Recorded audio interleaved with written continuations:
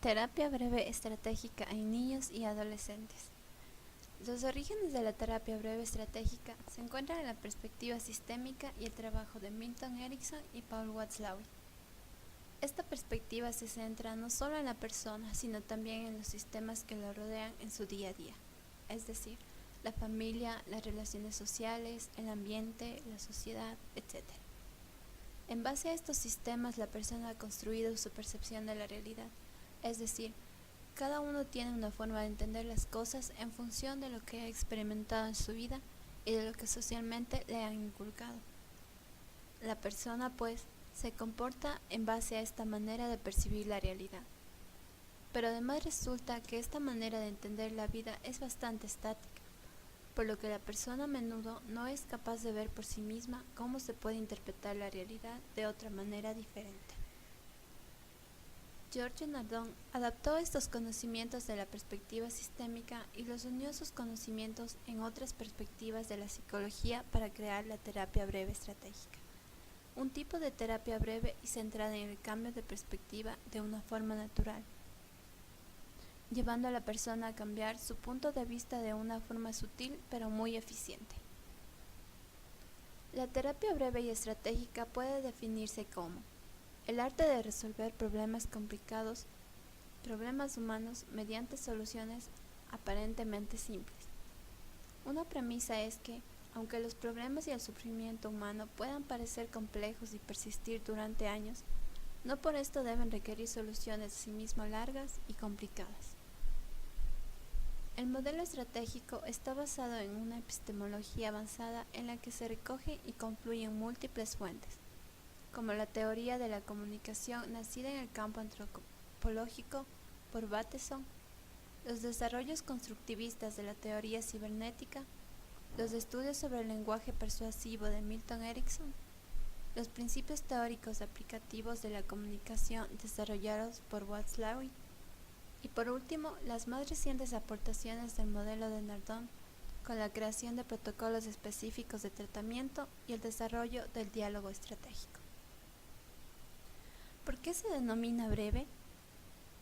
Porque a diferencia de otras terapias es muy rápida, normalmente no se precisa más de 10 sesiones, a veces incluso menos. ¿Cómo funciona la terapia? La terapia breve estratégica se centra en las soluciones del problema. Es importante el plural, ya que no hay una sola solución a un mismo problema, sino que ésta se va modificando en función del paciente, el momento en el que se encuentra y el sistema social que lo rodea. Es decir, se centra en el presente y en el futuro más que en el pasado. ¿Cómo se construyen estas estrategias? Pues básicamente centrando la atención y los esfuerzos del paciente en dos cosas. 1. Las excepciones, es decir, aquellos momentos en los que esperaría que estuviera el problema, pero no estuvo por alguna razón. 2. Las soluciones, puestas en práctica. Determinar qué soluciones ha intentado dar el paciente y su entorno y comprobar cómo éstas están perpetuando el problema. ¿Cómo se desarrolla la terapia breve? En 2 pasos. Primero, hay que crear experiencias concretas de cambio mediante estrategias en las que tiene gran importancia el uso del lenguaje, la utilización de la capacidad que tenemos los seres humanos para comunicar y sentir. Es nuestro sexto sentido en realidad. Tiene efectos perceptivos afectivos. En este punto el terapeuta trata de inducir en el paciente experiencias internas transformadoras. En la fase más larga, pues, en ella el paciente tiene que llegar a ser consciente de su problemática, descubriendo el autoengaño en el que se halla inmerso. El segundo paso consiste en llevar a las personas a ser conscientes de sus potenciales, sus recursos y activarlos. Es decir, primero hay que conseguir que se sienta responsable de sus cambios para luego, con la ayuda del terapeuta, despertar sus recursos naturales.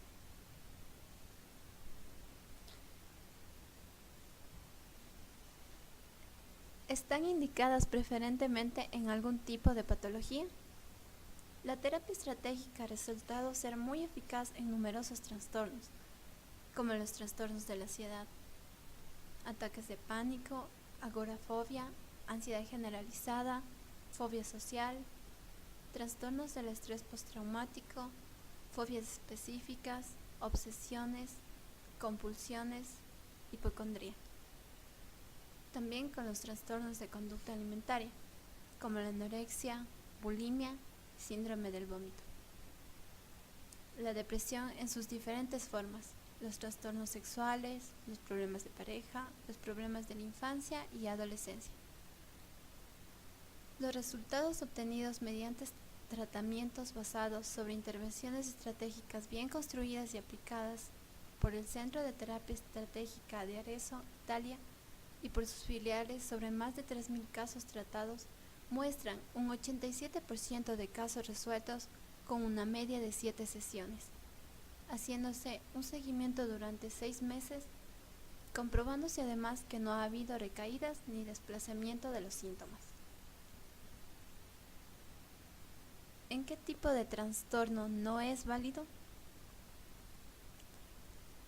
No es válido en la psicodependencia, como drogas, alcoholismo, etc.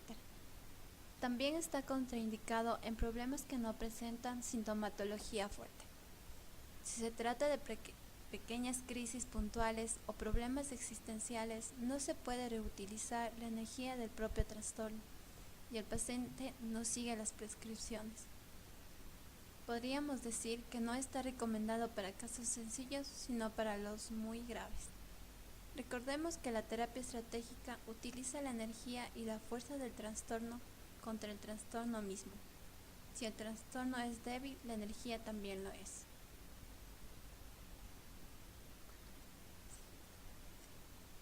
Técnicas.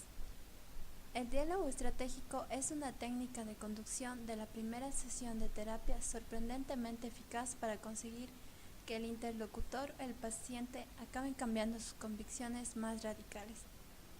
La validez del diálogo estratégico reside en el hecho de que este cambio no es percibido como una imposición externa, sino como una disolución natural del malestar y del conflicto. Es una técnica nueva y a la vez antiquísima que se remite a la retórica clásica y que está siendo utilizada con éxito por la terapia breve estratégica. A través de la comunicación se trata de utilizar un lenguaje sugestivo que lleve a los individuos a modificar las propias percepciones de la realidad, esquivando su inevitable resistencia al cambio. Una comunicación estratégica se caracteriza por estar siempre orientada en dirección a un objetivo a alcanzar. Por lo tanto, hay que estructurar la propia comunicación de modo que facilite la consecución de este objetivo, más que buscar que se compartan los contenidos. Dialogar estratégicamente. Ingredientes. Diálogo enfocado sobre la prevención de conflictos y en posibles soluciones de disputas. Preguntas estratégicas con alternativas hipotéticas orientadas a la comprensión del problema y no hacia la búsqueda del culpable.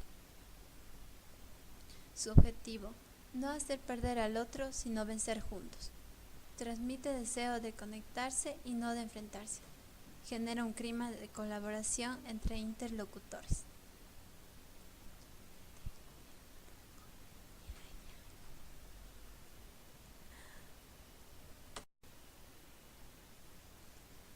Estructura del diálogo estratégico. Preguntar, parafrasear las respuestas, utilizar imágenes evocadoras, resumir parafraseando, orientar hacia la acción.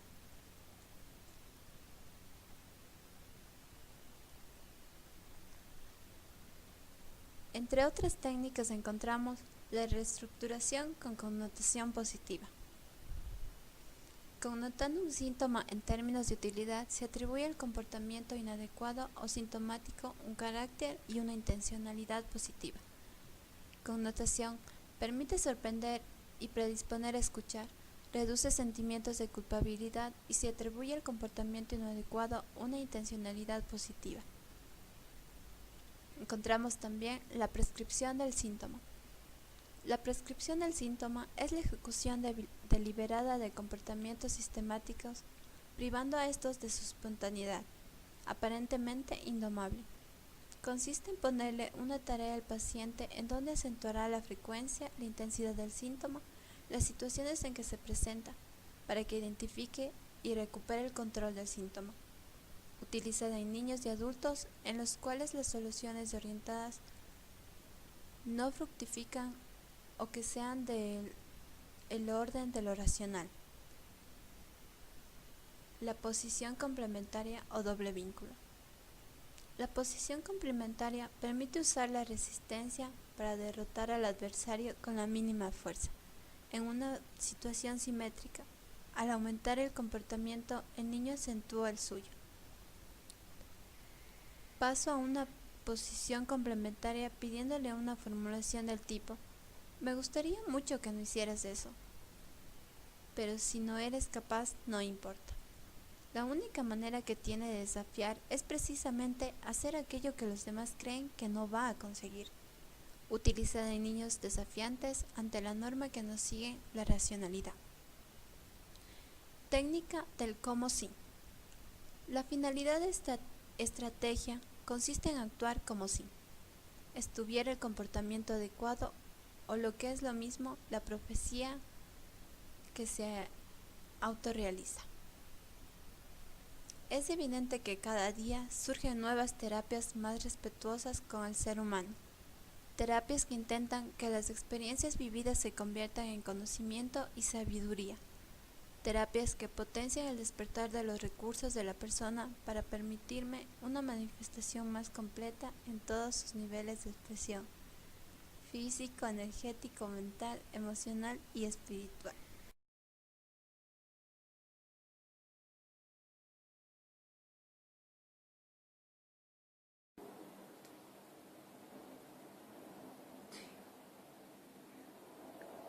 Buongiorno Cinzia. Buongiorno. Posso darti del tu? Come no? Bene. Allora, cos'è che ti porta qua da me? Mi porta qui da te ovviamente il mio chirurgo, perché io gli ho chiesto di farmi un intervento alle labbra per ingrandire il labbro superiore, però lui ha detto che effettivamente non c'era bisogno. E quindi ti ha detto di venire a parlare con me? Ok. Tu hai già fatto qualche intervento estetico oppure è la prima volta che lo chiedi? No, io già ho fatto l'intervento estetico, ho ingrandito il seno. Ok. E questo è riuscito bene o ti ha creato qualche problema? No, è riuscito molto bene. Ok. Quindi in realtà, correggimi se sbaglio, tu hai fatto un intervento per correggere qualcosa di estetico che non ti piaceva. Sì, giusto. Ha funzionato bene? Adesso ti è venuta voglia di correggere un'altra cosa che secondo te non è così adeguata come tu vorresti? Sì, giusto. Le labbra. Le labbra. Però il tuo chirurgo ti ha detto: secondo me non c'è bisogno, vai a parlare con... Ok.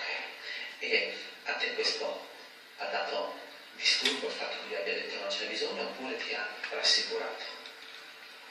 No, diciamo che mi ha voluto solo che fa piacere, che evidentemente dal suo lato maschile mi ha detto che non ce n'era bisogno, però io penso a me e a quello che piace a me, insomma, effettivamente. Ma secondo quello che piace a te ce ne sarebbe bisogno o non ce ne sarebbe bisogno? Secondo me sì. Prima di intervenire sul seno, Sì. eri convinta di dover aggiustare anche le labbra oppure questa è venuta dopo aver aggiustato il seno? No, è venuto dopo aver aggiustato il seno. Ok.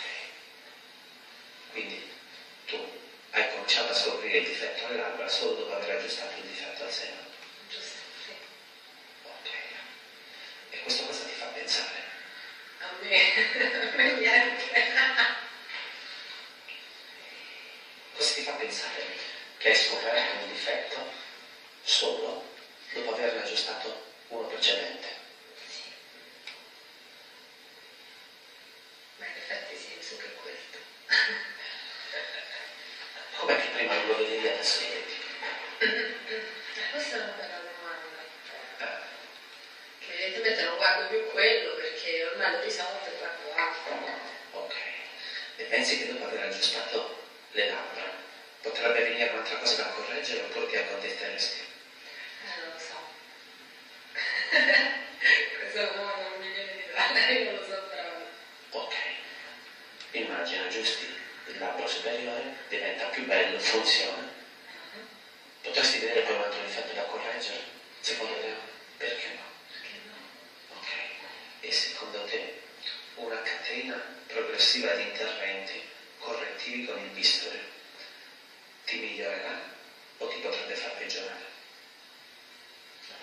psicologico mi fanno stare bene, perché sto in pace con me stessa, e l'importante per me è quello, stare bene con me stessa, del resto non importa nulla. Ok. Quindi la cosa più importante per te è aggiustare dei difetti e poi stare bene con te stessa. Occhio, no. Ah, No. ah. Per me sono importanti una serie di cose. Una di quelle è stare bene con me stessa, guardarmi allo specchio e essere contenta di come sono. Ok. Ma se intervenire su un difetto e aggiustarlo Sì. ti fa scoprire un altro difetto e lo aggiusti. Questo non è detto. Poi lo Può darsi aggiusti. che io mi fermi qui, ma può darsi che vada avanti. Quindi può darsi che tu ti fermi qui. Cos'è che ti potrebbe far fermare qui? Il fatto di non scoprire altri difetti. Per adesso il difetto arriva per 3 vedi. Sì, effettivamente. Ok. Hai presente il gioco delle scatole cinesi? Sì. Apri una scatola grande, ne trovi una più piccola. Apri quella più piccola, ne trovi un'altra più piccola. Apri quella più piccola, ne trovi un'altra più piccola. Se tu cominciassi a pensare che dopo ogni intervento correttivo che ha funzionato, ti verrà la voglia di un altro, dopo l'altro intervento ti verrà la voglia di un altro, dopo l'altro intervento ti verrà la voglia di un altro, semplicemente perché correggere con il visto di una cosa e che funziona bene potrebbe farti scoprire un nuovo difetto da aggiustare e un nuovo difetto da aggiustare. E in altri termini potrebbe essere il correttivo che diventa ciò che crea nuove cose da correggere. Hai presente Michael Jackson? Sì. Quanto si è corretto lui? Così. Ti ricordi? Cominciò dalla pelle, poi dal naso, poi dalla faccia. Ho preso un caso epatale. Dove è arrivato? Questo semplicemente per dirti che una buona soluzione talvolta può trasformarsi in un problema se reiterata.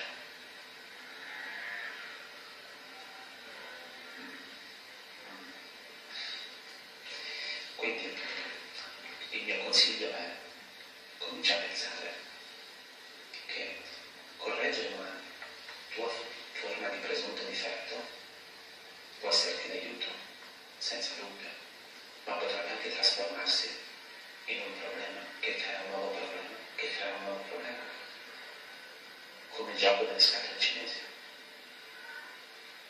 E io ho usato l'immagine di Michael Jackson, proprio perché è molto forte. Ti do un consiglio, se me lo permetti. Certo. Nelle prossime settimane divertiti ad andare di fronte allo specchio almeno 5 volte al giorno, ogni 3 ore, per 5 minuti, carta e penna, e divertiti a trovare tutti i difetti della tua estetica. Scrivi e pensa a come dovresti correggerli, scrivendo anche quello. Questo è un ottimo modo per evitare il gioco delle scatole cinesi